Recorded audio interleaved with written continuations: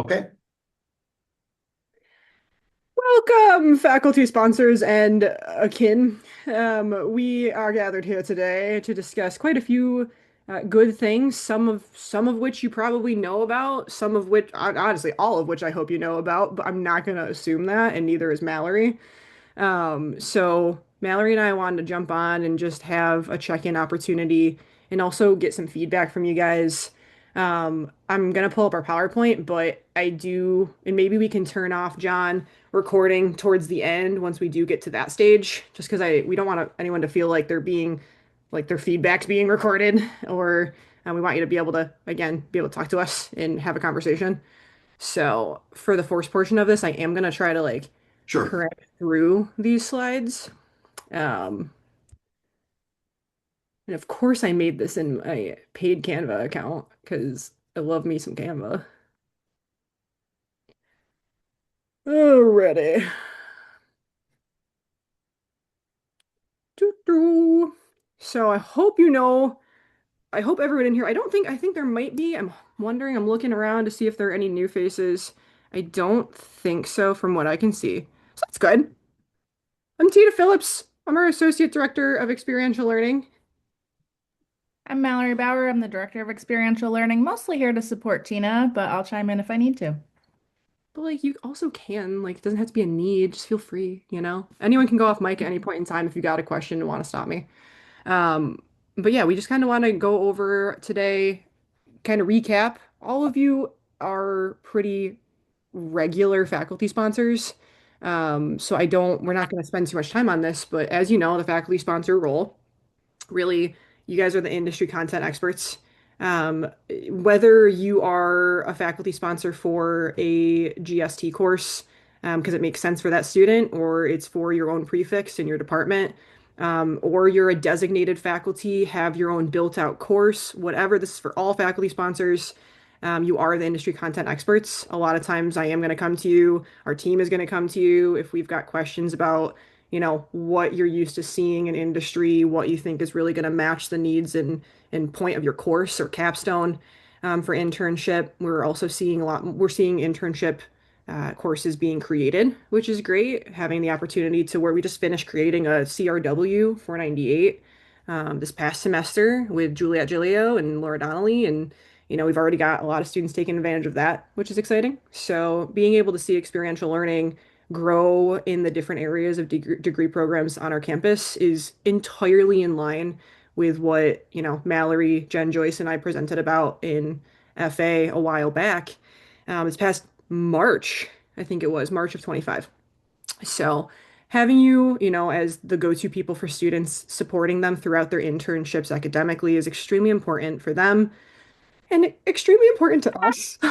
There's a lot that goes on during coordination of 200 plus interns for us in a semester, and knowing that each individual student does have their faculty sponsor and mentor to go to regularly and discuss what's going on in their internship is a weight off our shoulders. The students are happy about it, a lot of times I've talked to some faculty sponsors and you guys tell me that that's generally an opportunity for students to get to know you better as people if they've only taken a couple courses with you and again are looking for letters of recommendation later on, are looking for additional mentorship in their fields. So we all have a role in career development, as we all know. So outlining assignments and discussing student goals.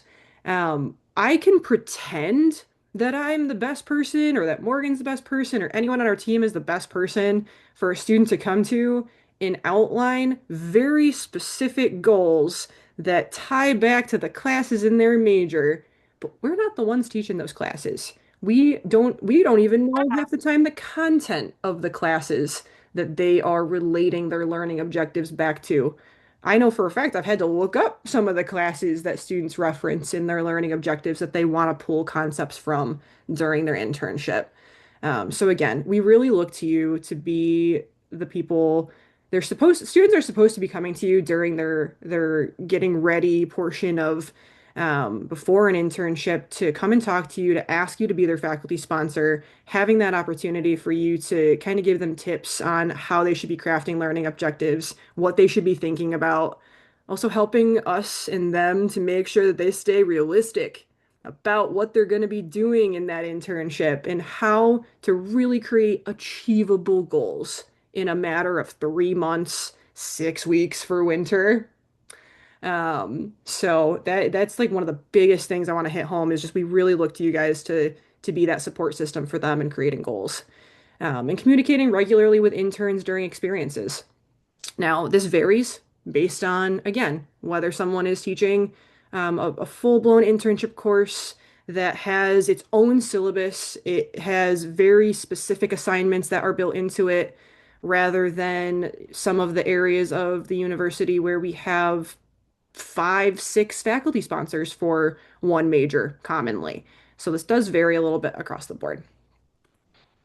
Internship completement requirements. So for completing an internship, every student does these things.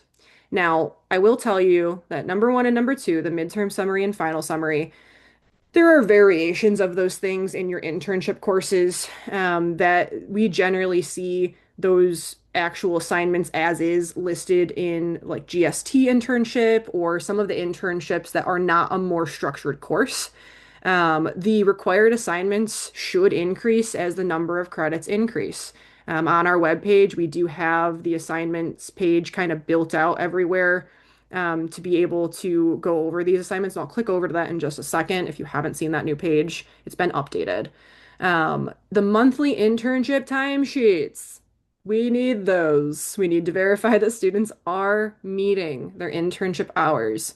If you ever have questions about where you think they're at. I know one of the things that we talk about a lot are can students work during finals week? The biggest reason why internship in learning agreements ends on the last day of classes is because students do not do their timesheets. We have to get them verified that they were actually, those hours were actually done by supervisors. So if we're having students work their hours during final week, that essentially gives just a few business days to have that student fill that timesheet out, have it approved by the supervisor, and then make sure that we get that information into your spreadsheet so you can verify the student did it. Grades are due the week after finals.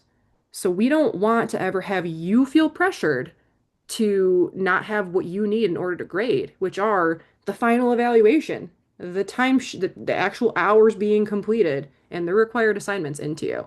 I will tell you, I've had a few faculty sponsors over the past year, come and just like call me or come stop by the office and say, "Are you going to back me with this?" And the answer is yes. If a student's not getting what they're supposed to as a required completion component of their internship, then we are going to support you as their faculty sponsor saying you didn't do what you needed to complete this internship. Okay. There's generally an option for, we do see, I think we ended the fall with 7 incompletes, which out of 100, over 150 internships is pretty good. Um, that is a pretty average semester lately, which I'm happy to see that number not going up.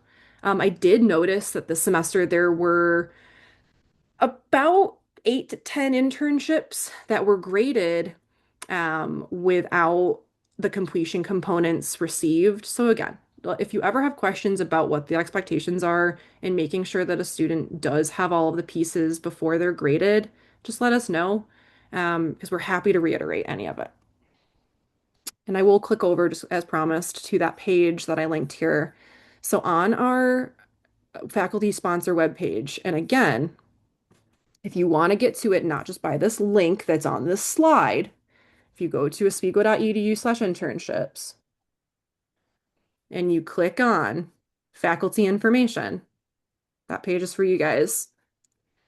And that assignments, that's that link. This is your page for faculty sponsors. Again, your resources for faculty sponsor guidelines, assignment resources. The assignment resources button goes to the same spot. Internship funding support, which will send you over to our funding opportunities page. And again, the internship standards that are available on all student, faculty, and site page. So being able to get over to that academic assignments page, if you ever have questions, again, about what is required for a student before they are graded, in addition to your syllabus and the assignments that are a part of that for your course, or just the assignments that you as a faculty without a syllabus have listed in the learning agreement. We really have been trying to be intentional with students about not just talking about assignments, but the completion components. Like it's not just assignments, you're also going to need that evaluation and to complete your hours, like the givens. So getting back over to this. These are our topic area updates that I'm going to run through real quick. We've got some updates for Impact Fund, our new system suitable for evaluations. Just some any updates that are to our internship process that have been, again, since we don't generally do large faculty group meetings and we're trying to get back to that. So what's been going on? And then the resources available to you. So Impact Fund, we do now have a waiting list available for internship sites, both on campus and off campus, that is available on our webpage underneath funding opportunities. The summer scholarships for summer, where we are able to support unpaid interns in being able to pay their generally 3 credits worth of in-state tuition. So we offer $1,000 scholarships for undergraduate students and $1,500 scholarships for graduate students. And that application will open in mid-March. And I see I've got a couple. Yeah, thank you, Mel. So being able to offer that to students is huge. Generally, we budget for up to like between 30 and 40 scholarships, depending on the applicants that are coming in. As long as students have already had their site submit that site form that kicks off the registration process, they're able to apply beginning this March for those summer internship scholarships. And also, it's going to help us to make sure that students are starting their registration paperwork process sooner for summer because they do know that they have to have their site fill out that form before they can apply and be approved for that money. And it essentially is rolling up until we expect to close that application and no longer accept applications by June 1st, just based on the processes of our institution, which brings me to like support funding too. Our institution has very specific processes, very specific, down to the most minute detail of how we have to give money to students.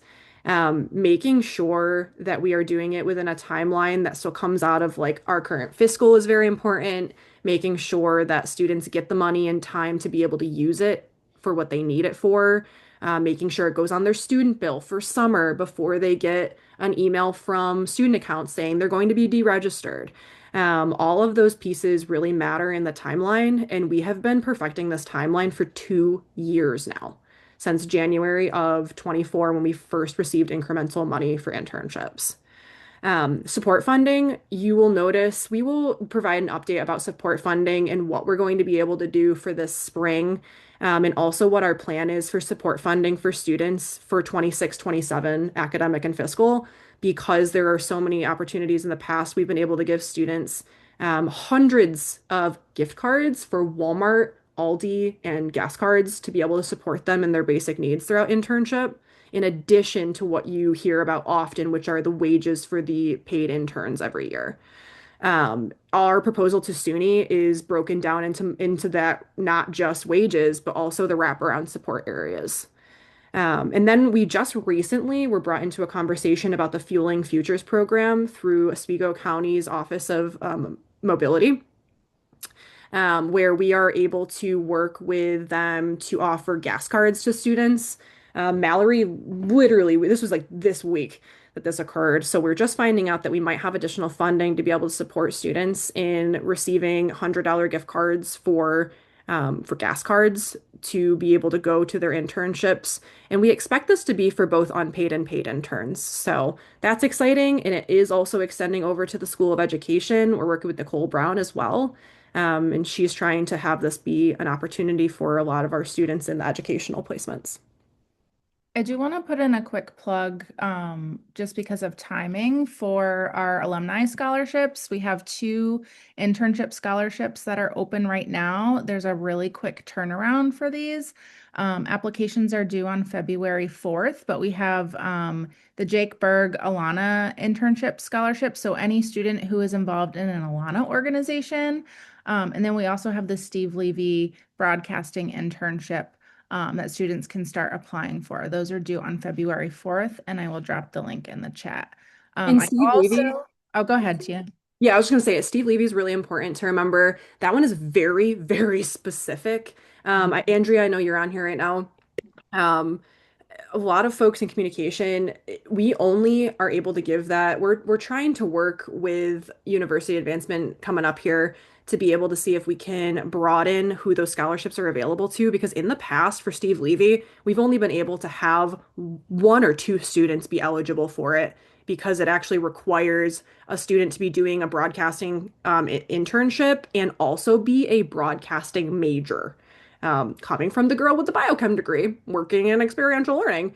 That's really not always the case. We have students that are doing incredible broadcasting internships that are not actually in that major program. So, I do want to plug some data here really quickly. This impact funding or incremental money from SUNY has really helped us move the needle and close some economic gaps for students.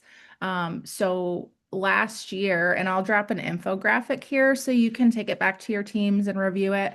But overall, about 73% of our student interns are now paid, which is great. It used to be kind of the inverse of that.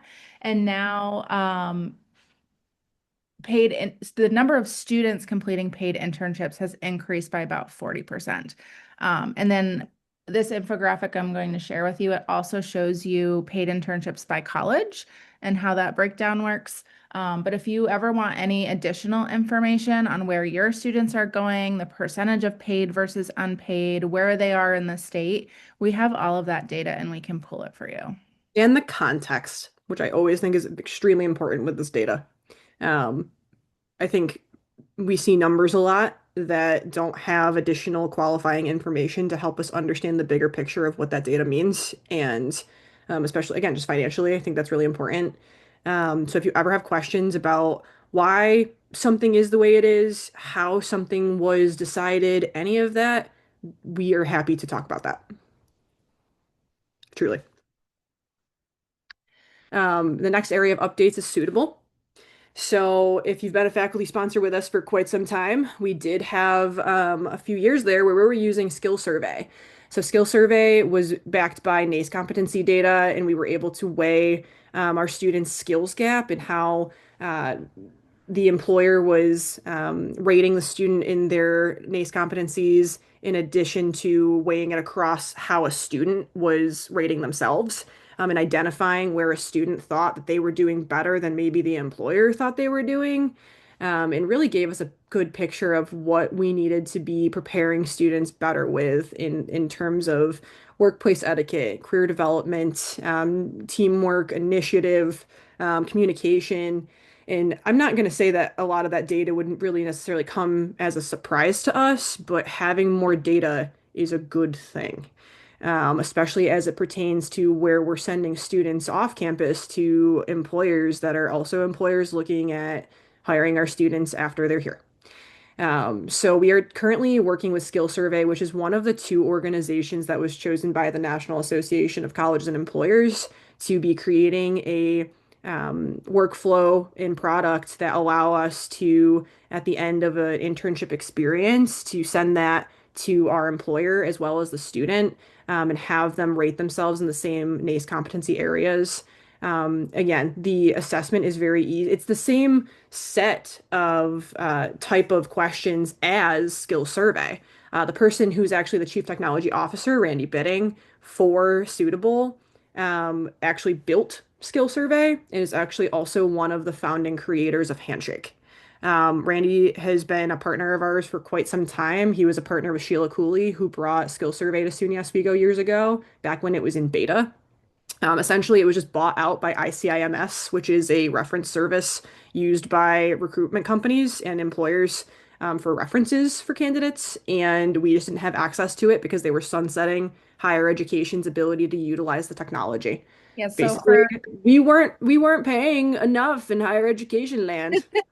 well, and for those of you who have been a faculty sponsor recently, Tina built a homegrown eval, which is great, but on the back end, we have to process all of those individually, which adds even more to the timeline and it adds to the time for you to get it back from us. So with Suitable, we're hoping that will be quicker because we don't have to manually process all of those one by one. So I think you'll care about that part of it quite a bit.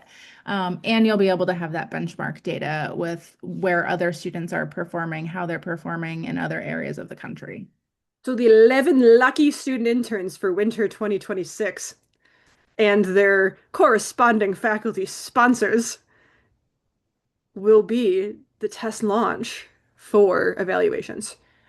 They go out today. So if you are a faculty sponsor for winter, you are getting an email from me today, in addition to this session. So, preparing for spring 26, we're expecting over 200 interns. So spring term is always our biggest term.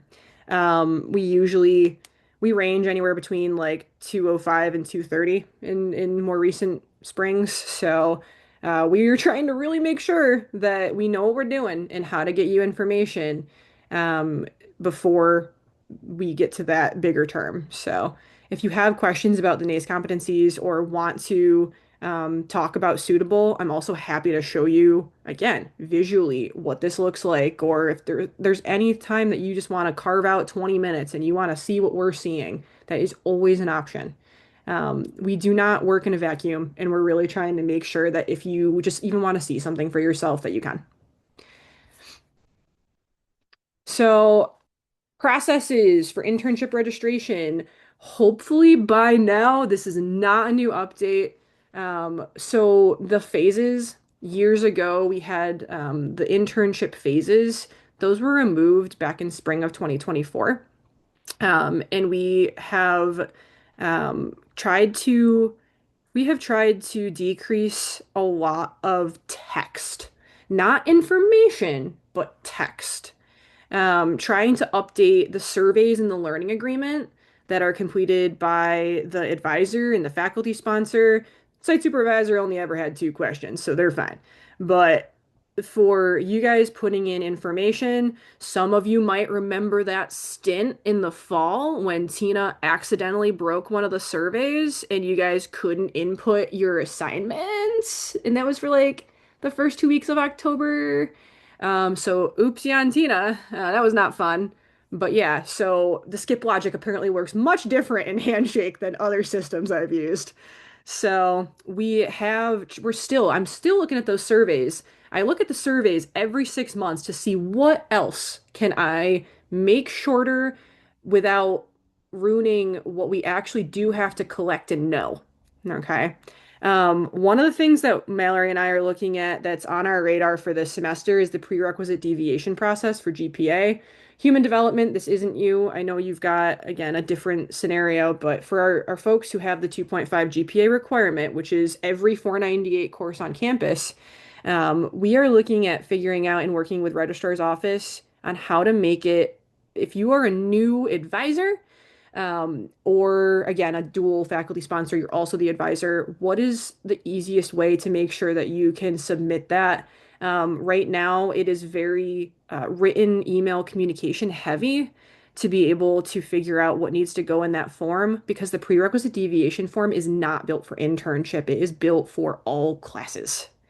And then the affiliation agreements and liability insurance certificates. I'm auditing our process right now for affiliation agreements and also working with other SUNY schools and looking at their processes. I'm also working with Brandon Eldis, who's the new director of internships and employer partnerships at SUNY administration. We've become super good friends at this point.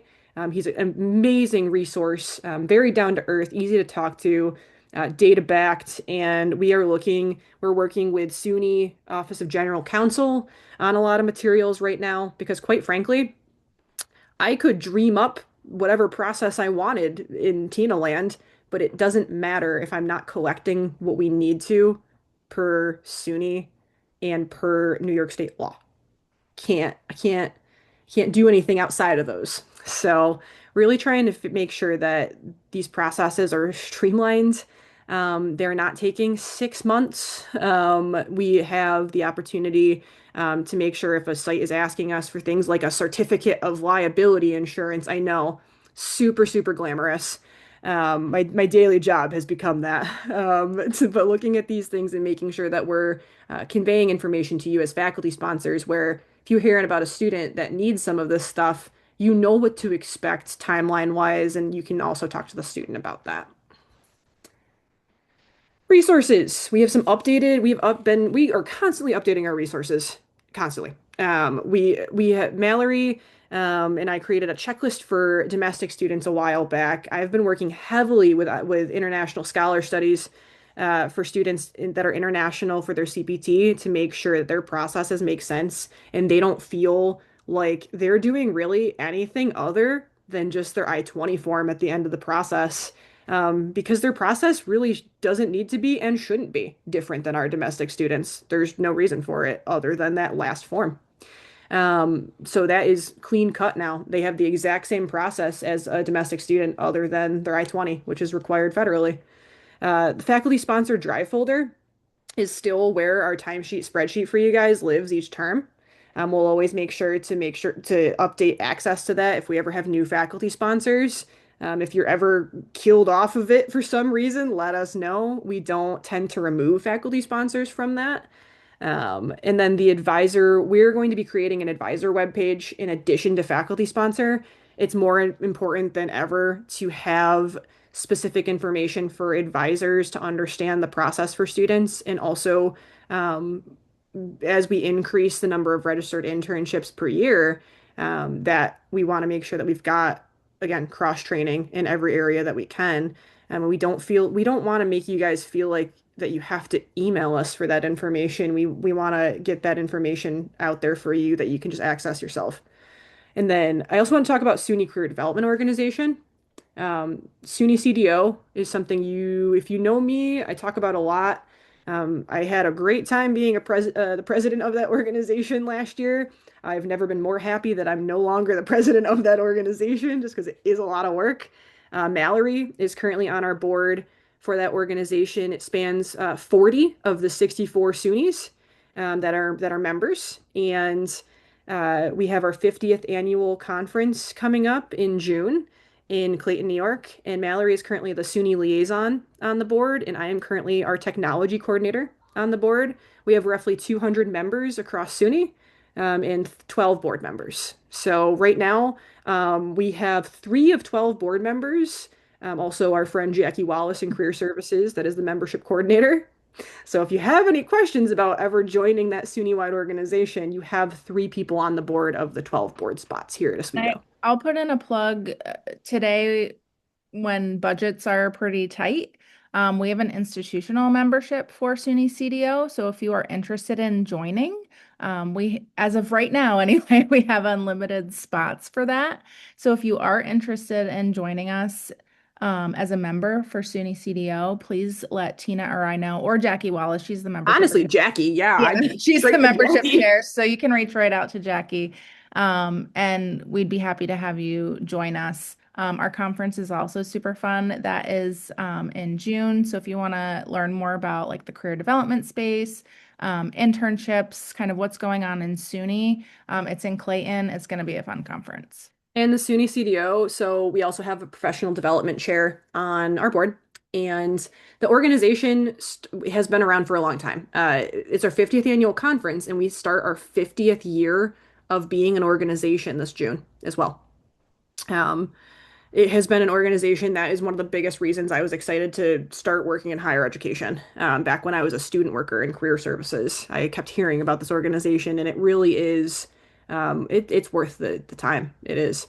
The professional development chair, she has a lot of events coming up that are planned where we'll also have, I believe it's bi-weekly. I'd have to look again, but we have internship specific, experiential learning specific group meetings where we're bouncing ideas that are again SUNY based. We can talk to external schools about certain concepts, but sometimes we are bound by being a system. Sometimes it is a pro, sometimes it's something that we need to work within. So having those resource groups for experiential learning has helped a lot. If any of you were part of the Fact 2 provost side of SUNY administration last year that focused on the experiential learning playbook with Ed Brodka and Mara Huber.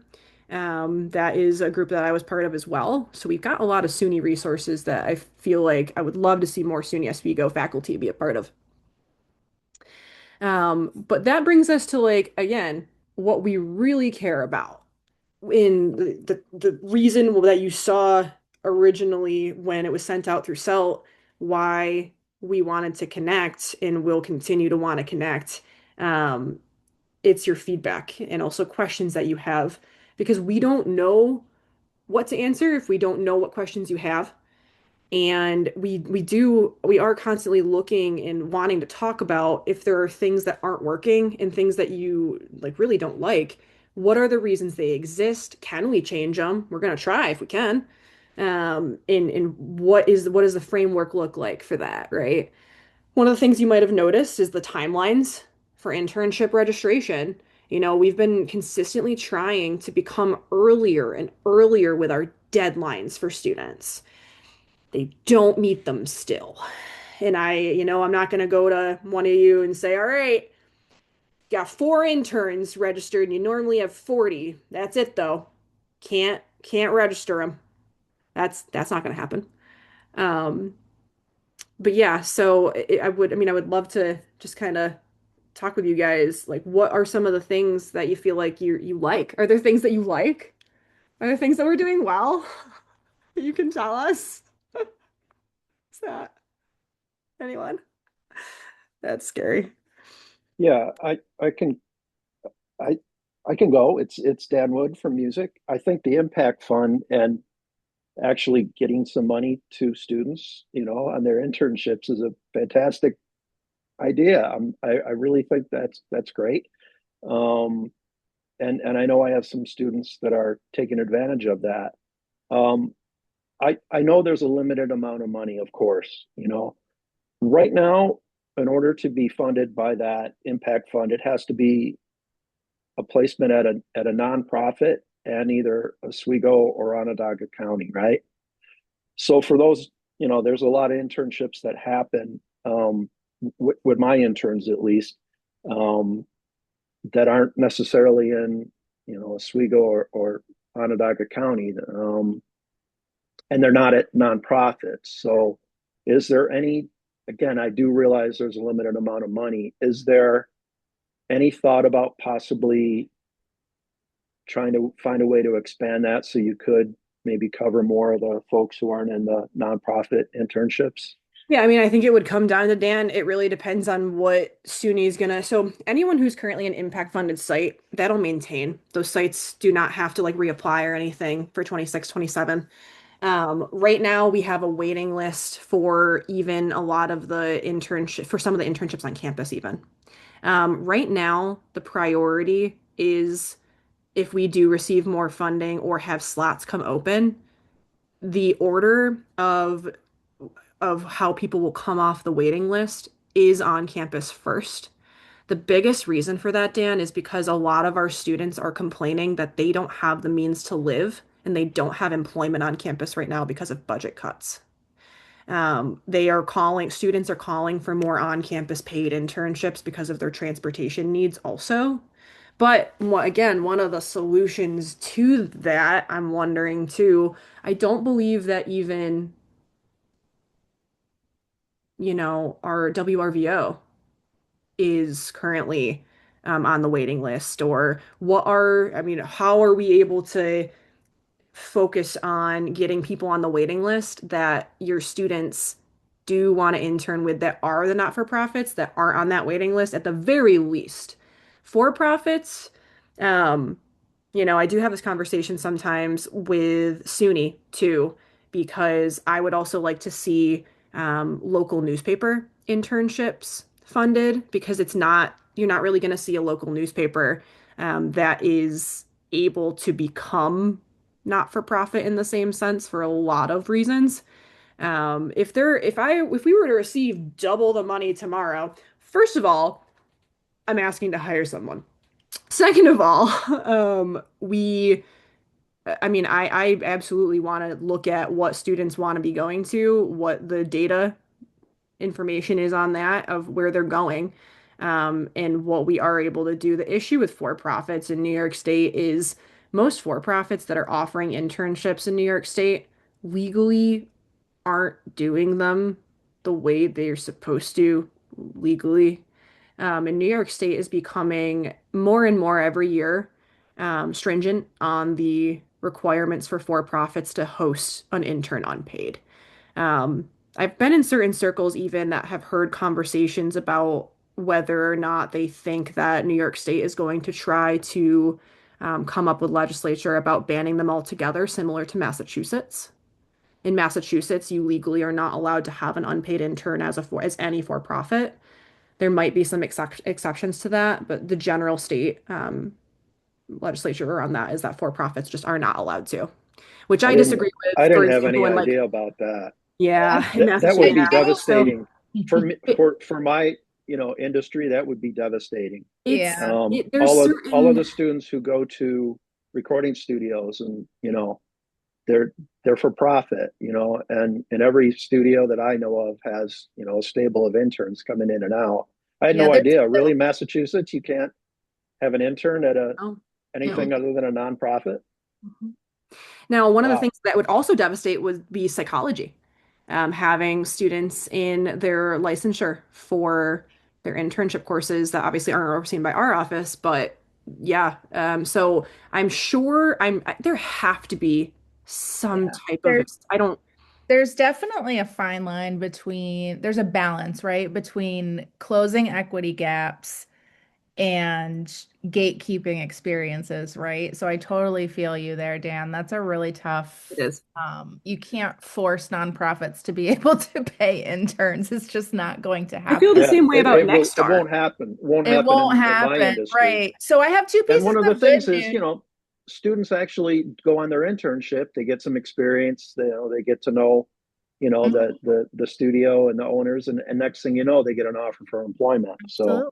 One so of the things I yeah. have noticed in your industry area too, Dan, I will say in recording studios too, those recording studios that you have sent students into in the past years, I do find them to be good internship sites. And I do find that those supervisors are often having those students impede operation rather than like using them for labor, truly. Like I do think that the students are learning a lot and really having an opportunity from those supervisors to really be mentored by them rather than just being there to do grunt work. And Right. I feel the same And way. I do feel the same way about some of our broadcasting internships.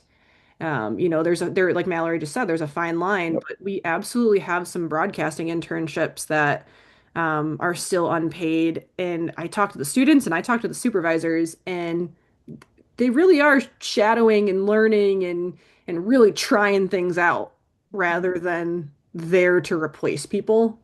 And So two, there's two pieces of good news that I can offer, and some of you may know this and some of you may not. So there's the wage part of the impact fund.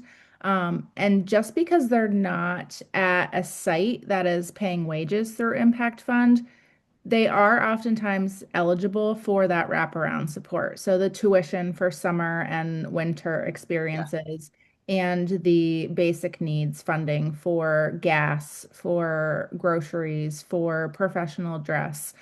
So even if they're in an unpaid experience where they're not getting wages, they can apply for those wraparound funds. That's true. The 3 credits of tuition for a summer internship is a game changer for a bunch of my students. Many, many times I'd be talking with students who, a lot of them do it during the summer when they're home, when they're, not in Oswego. Um, I get it all set up, and they have to come up with like $900 for an, and they just couldn't, so they didn't do an internship. So that's Yeah. another thing that I like, and I hope we can keep doing that. That's Yeah, that's the plan. fantastic. That we were adamant, Dan, since the moment we found out about the money.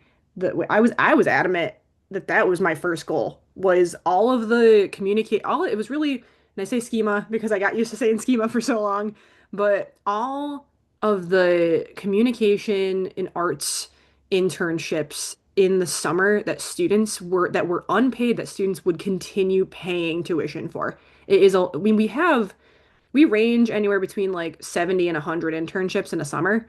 And in the past, most of them are unpaid. So it's, really that's not helpful to a student who's Yeah. just trying to get ahead and The trying to. students are grateful for that too. When I explain it to them, they're like, "Are you kidding me? Oswego's actually going to pay for something. They don't want more money from me." I said, "Yeah, they're not gonna give you a bill. A couple of years ago, you'd get a $900 bill if you did Oh a 3 credit yeah. internship." Oh Yeah, the yeah. one So thing I'm very I proud do of. tell them that. So I'm like, "Hey, experiential learning, or they've hooked you up with the tuition for the summer." So There's there's another one thing, you know. there's another hopeful nugget that I can offer. So I don't know if any of you have seen Governor Hochul's State of the State. There are some pieces of language in there about increasing funding even more for internship opportunities and experiential learning. We don't know yet what that will look like, but we're hopeful that some of that money will land in our coffers. So stay tuned. We're also just trying to like get the different buckets. All of our students have so many different needs, trying to make sure that those buckets are there and they make sense for as many populations as we can get to. What's not working? Anyone wanna? I know we probably only have about 8 minutes or so, but yeah, what can we get out there more? What information do you feel like isn't getting to you enough? Not information to me, information to the students, as you say, getting them to get the ball rolling early. Um, Advertising, I don't know, not my cup of tea. What can we do? I mean, short of going to their homes, dorm rooms, knocking on their door, holding them gunpoint and say, do your internship paperwork. And I know a lot of you are advisors too. You're not whether you're the listed advisor for the student you're sponsoring in a semester is irrelevant, As advisors, like I mean, do you find the same thing is happening when students aren't coming to you to get their PIN? When like I'm trying to, we try to be as targeted as possible. We open our internship paperwork, as you know, October 1st for winter and spring, and March 1st for summer and fall. And we're not changing the dates. We stuck with them because they were easy to remember for everyone. And that's when we open for, and no one's getting internships before those timelines. I think we've had maybe one in the past year come to us and they're like, I'm ready for summer. And we're like, whoa. But Clone um, that person. trying to think about the spaces that students are in. Morgan, you're on here. Hello. Morgan's going to be joining over in ACE's scheduled days of they have open advisement days that are going to be coming up in Morgan this semester, and Morgan is going to be our representative from experiential learning because she is the face of internships for students. So getting Morgan into classrooms, getting Morgan into the different spaces. Mo, do you want to talk about your plan for Mo on the go this semester? Yeah, so Mo on the Go was a pilot last semester to go around campuses and be in open spaces for all majors to come see me. They were just drop-in hours, but we taglined it Mo on the Go because I was going around campus. That will continue this semester. Basically, some places that I've go is Rich and Poor, right in the business department, Hewitt Hall, Tyler Hall. Like I just pick the most open space that students can find me. I have a little sign. It's always in our drop-in spreadsheet that we have, or I should say doc, which is on almost every email I have with students, so they always have drop-in hours in my appointment link. But basically, I'll be continuing going around campus. There will be more targeted emails for handshake, telling students like, hey, this is like common sites for human development majors. Like, have you met Morgan? Like, go talk about sites. So again, I'm just making myself very available. I have drop-in hours again, what Tina was mentioning with ACE, our own drop-in hours in our resource center. So again, going around campus, staying in our office so they know where I'm located, and then any classrooms that I can get into that I'm invited, I try. And hopefully be reaching out to get into more classrooms because I find that's very effective. Um, and most of my repeat students are from classroom interactions or Mo on the go when they catch me. But yeah, that's some of the plans for next semester. I also will put some of the ownership on employers for a minute, just for so our faculty sponsors are aware too. Um, we've noticed in more recent years, specifically the past like two, I cannot tell you why I have had some sites be lagging in their recruitment timelines. I have noticed it, like some of our impact sites, even sites that used to offer 6 unpaid internships a semester and have no problem recruiting on a normal timeline. We've had a very difficult time with some sites now that we're paying them, and it should be easier more than ever to recruit. I'm noticing a lot of local site turnover at a lot of local businesses and organizations. Um, I will say that some of it's not just the students. I want to make sure that we're looking at both angles of it, and trying to close those gaps on both sides. For 26, 27, for fall internships even, I'm already thinking about what we can make sure we're doing so that recruitment is actually happening in March and April for even fall. Um, Dave, I'll point you out for a second, but we all know that Lisa Vaneski on campus. Lisa has interns booked a year in advance, 6 months, 8 months in advance. And whatever she's doing, maybe we should have Lisa Vaneski do a session on whatever she's doing to get students to migrate to her because we do have some folks doing it just well and have some type of secret sauce that deserves a cell workshop. So, I think um, you're onto something there. That might be a good train the trainer right. opportunity for sites. But we ask students, we get a lot of student informal feedback, which is a point on here too. Um, we're trying to listen as much as possible to students about what they're telling us is the reason. Um, but we're not able to find patterns in that informal feedback other than I just didn't know, or I get so many emails, or so I'm just trying to find, I mean, we can't microchip them. Yeah, and I'm hoping So, for those in this group, I'm being optimistic that the new advisement model will open up some opportunities for some timeline communication between now two academic advisors and students in those particular majors.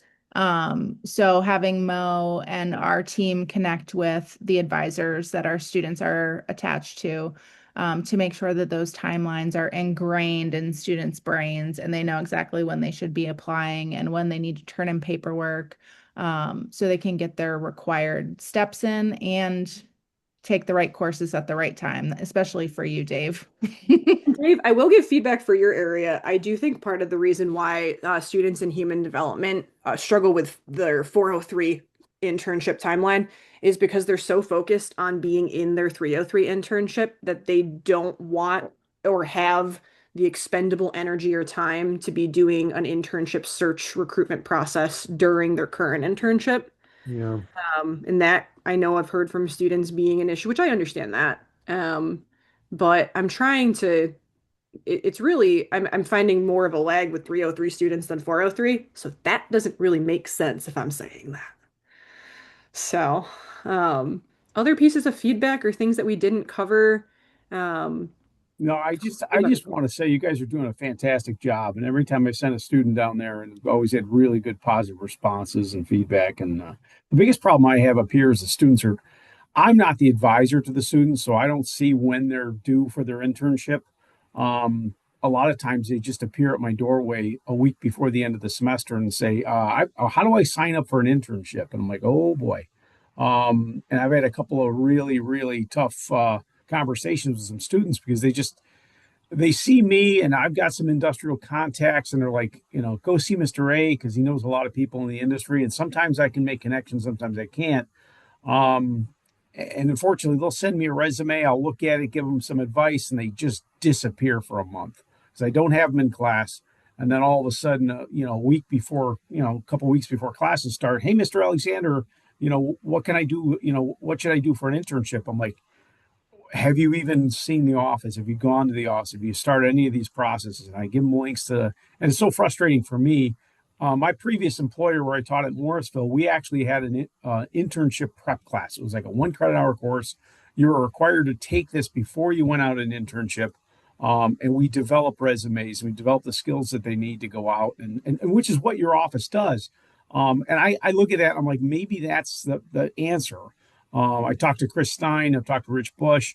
We're going to have a meeting with all our tech management students, and they were looking at credit count and when to do the meeting. I'm like, no, just give me every one of them. I want to talk to the freshmen. I want to talk to the third year student. I want to talk to all of them so they understand the process. They think that I've got this big catalog of employers that I can just give them. Oh, you want to do this? Go do this. Another issue that I'm running into is I have contacts with local companies that would love to take our interns, but a lot of our students aren't from the area. So if they've got to take 1 or 2 classes their last semester, they're going to take those classes while they're doing their internship, and they may not have any interest whatsoever of relocating to Fulton or Oswego or Baldwinsville. So it's tough for me to get them aligned with an employer because that employer really is rolling the dice. They're going to get 240 hours in 15 weeks, and maybe the kid will relocate. I don't think so. It's a try before you buy. But the interns that I was used to was a 12 credit hour internship where it was you got the job and this is your first, your try before you buy. And if it works out, great. If not, no harm, no foul. But the internships here are a little weird. And we've placed a lot of interns right on campus. We put them Yeah. in facilities or whatever. Yeah, you just had, yeah. So I mean that's but that's the one piece of information.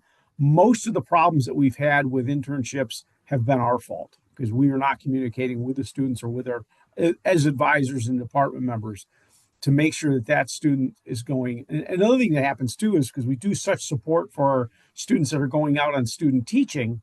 So everybody in the class is getting supported for the student teaching, and the intern just thinks, hey, I want that. How do I get to that? So they need to see me much earlier in the process.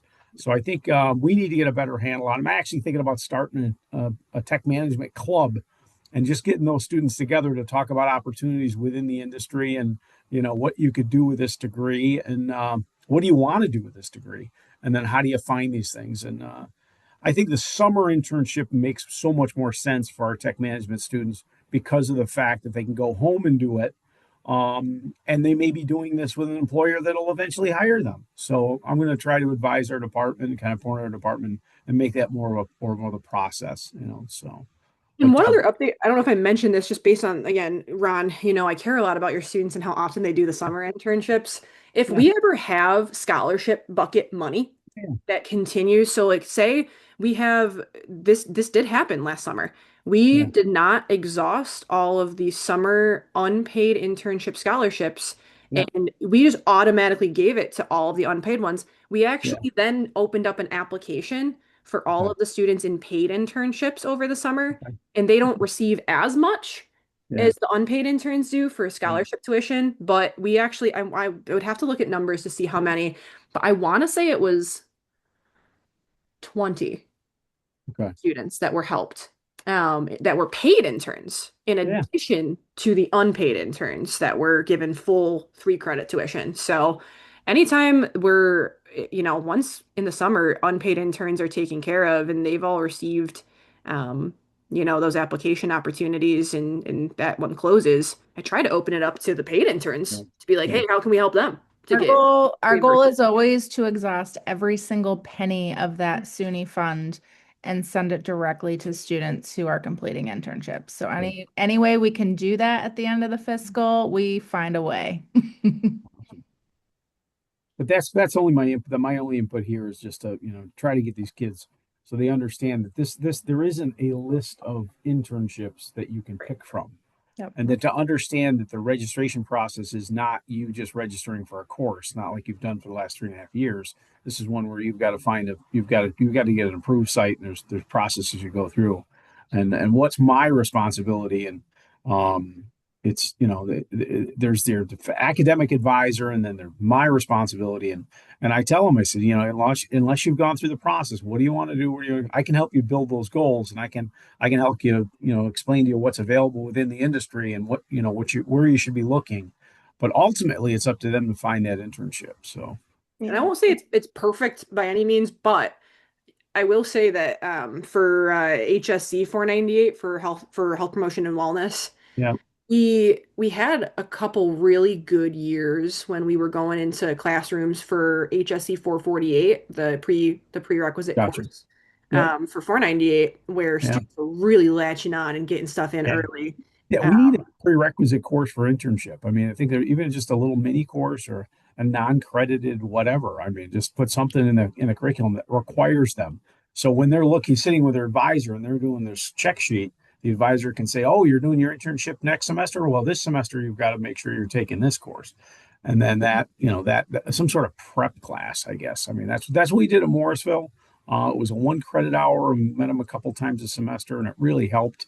Um, we got a better quality. But again, that was a candidate that was going out on a full-time 12 credit hour internship at the last semester. It wasn't a 240 hour deal. So, but the ones that have figured it out seem to be doing really, really well. The only feedback I'm getting back from some of the people that I reach out to in the industry locally is I don't want to spend money on a kid that lives in Long Island, train him for 240 hours, and then find out he's not going to stay with us. So, And that's Constellation and Exelon too, a lot of times, with nuclear, they really are trying to recruit people who want to stay local for sure, for sure. yeah, yeah, Yeah. And I wanted to pitch too, kind of going off Tina's point about us going into classrooms. When we announced CRW 498, they had a major event. So they had pizza, it was some presentations I went in. I found great success with major events we've also had Anthro and History will take one of their class periods, invite all the classes, all the majors, and say, hey, this is a requirement, come. Well, for that event, we had sites present. But when I have a major event or a classroom, again, it is a uptake of students being like, hey, Morgan, like, can I make an appointment with you? Like the creative writing development one, when we had that announcement event of like, hey, this is the first time we're having this prefix of internship, I had at least 10 students reach out to me the same week. And then they constantly trickled in. They're like, oh, I'm sorry I didn't get to you like right away afterwards, but like I'm here. We had at least I would say 20 students over the past like few months after that, just one event, come to my office and plan for semesters way ahead of time or the next semester or the summer. So like if there's any time you want a major event or the club, I'm happy to come just to show my face. awesome. Because I see a great uptake in people coming into our office. Yep, cool, cool. I appreciate that very much. And please take advantage our contact page for a speak. So if you go to speakout.edu/experience, and go to our contact us page, we always have the appointment links to get to Morgan, but also we have our updated. So every semester we update the walk-in page for students, and the second page, like Mo mentioned before, is Mo on the go. So steal any of our resources, please. Like I we wish I want could find. to. I wish I could find the email I just sent. I had a student email me for your information, and actually, I think he's another semester out of his internship, so he's a little further ahead than I thought. But Good. I sent him your website, and then I said, and I'm working off my phone, so on my laptop, I'm like at my kid's basketball game. So I sent him your website, and then he sends me an email right back. You wouldn't happen to have their email address, would you? I'm going, yeah. On that website, there's a tab that says "Contact Us" or our people. I said, click more than just the cover. So, I mean, it's so frustrating because you can see that they're just looking for you to hand them the information. They want to know what form they fill out and where do they got to show up on their internship. And that's just not how it works. So, I do want to commend all of you though, because I have noticed especially in this past year, I really do feel like our faculty sponsors do know our process. yes. Yeah. So like you guys have been doing work to make sure that you know the process and ask the necessary questions to Mhm. us to know the process. So I do want to say thank you for that. It does take a lot of workload off us to have other folks on campus like want to know the process and explain it to students. And we do have to wrap up. We could talk about this all day. We appreciate you all very much. And anytime you have questions, concerns, or praise, feel free to share that with us at any point in time. We're here to help. All right. Hey,